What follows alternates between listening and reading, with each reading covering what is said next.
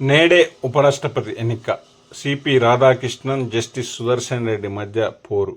Parliament ప్రాంగణంలో polling ప్రక్రియ ముగియగానే ఓట్ల లెక్కింపు, రాత్రికి ఫలితాలు. ఓటింగ్కు దూరంగా బీఆర్ఎస్, బీజూ జనతాదళ్. ఉపరాష్ట్రపతి ఎన్నికకు సర్వం సిద్ధమైంది. మంగళవారం ఉదయం 10 గంటల నుంచి సాయంత్రం 5 గంటల వరకు పార్లమెంటు నూతన భవనంలోని F101 వసుధాలో పోలింగ్ జరుగుతుంది.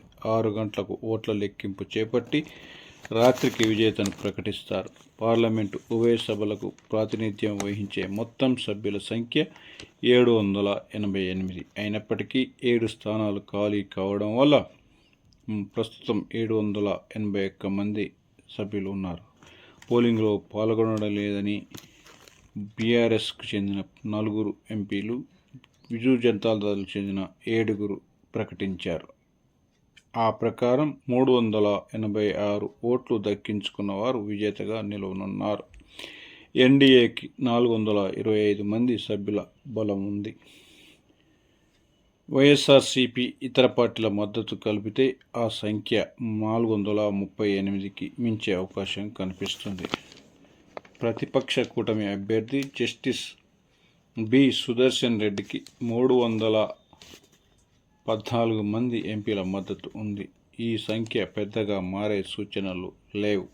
ఎన్డీఏ అభ్యర్థి గెలుపు లాంఛనమని తెలిసినా ప్రతిపక్షాలు ఈ ఎన్నికల్లో సుప్రీంకోర్టు మాజీ న్యాయమూర్తిని రంగంలోకి దించాయి. రాజ్యాంగం, ప్రజాస్వామ్యం రక్షణ కోసం పార్టీలకు అతీతంగా ఆయనకు ఓటు వేయాలని విస్తృత ప్రచారం చేశాయి.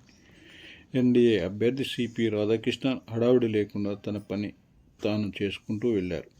రహస్య బ్యాలెట్ విప్ ఇవ్వకూడదు. ఈ ఎన్నిక రహస్య బ్యాలెట్ విధానంలో జరుగుతుంది. పార్టీలు తమ సభ్యులకు విప్ జారీ చేయకూడదని ఎన్నికల సంఘం స్పష్టమైన ప్రకటన చేసింది.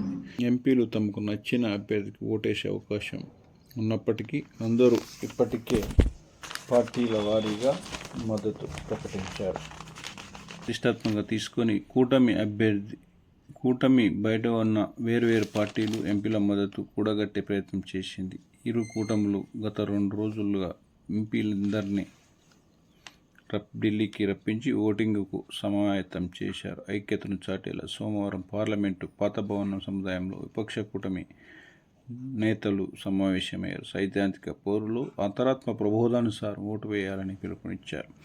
ప్రాధాన్య ఓటులో కేవలం 1వ అంకెనే వేయాలని, 2వ ప్రాధాన్యం నమోదు చేయవద్దని నేతలు తమ ఎంపీలకు సూచించారు. నమూనా పోలింగ్ నిర్వహించారు.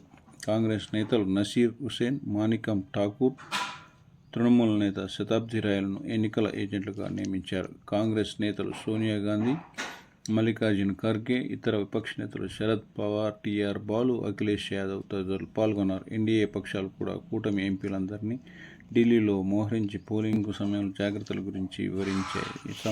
సోమవారం సాయంత్రం పార్లమెంటు ఆవరణలో జరిగిన సమావేశంలో ప్రధానమంత్రి నరేంద్ర మోదీ ఎన్డీఏ ఎంపీలను ఉద్దేశించి ప్రసంగించారు. ఎంపీల కోసం నమూనా పోలింగ్ నిర్వహించారు.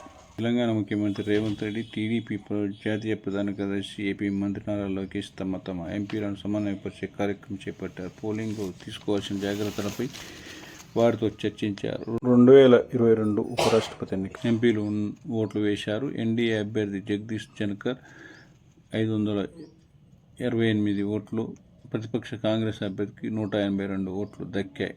15 ఓట్లు చెల్లలేదు. 55 మంది ఓటుకు గైర్హాజరయ్యారు. ఇప్పుడు ఎన్డీఏ సంఖ్యాబలం తగ్గి ప్రతిపక్ష బలం పెరిగినట్లు కనిపించిన అధికార కూటమి అభ్యర్థి గెలుపునకు టోకాలేదు. ప్రాధాన్య ఓట్లు వేసే పద్ధతి కావడం వల్ల బ్యాలెట్లనే వాడనున్నారు. ఈవీఎంలో ఈ సదుపాయం లేదు. ఎంపీలకు గులాబీ రంగు బ్యాలెట్ పత్రాలు పంపిణీ చేస్తారు.